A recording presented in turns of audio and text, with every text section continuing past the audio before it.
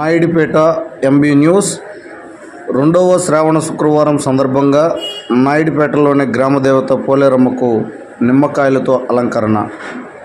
తిరుపతి జిల్లా నాయుడుపేట మున్సిపాలిటీ పరిధిలో ఉన్న గడియారం సెంటర్ దగ్గర వెలిసి ఉన్న పోలేరమ్మకు రెండవ శ్రావణ శుక్రవారం సందర్భంగా అమ్మవారిని నిమ్మకాయలతో అలంకరణ చేయడం జరిగింది. అమ్మవారి గుడి ప్రాంగణం అంతయు నిమ్మకాయలతో అలంకరణ చేయడం చూసి నాయుడుపేట ప్రజానీకం ఆశ్చర్యం వ్యక్తం చేశారు.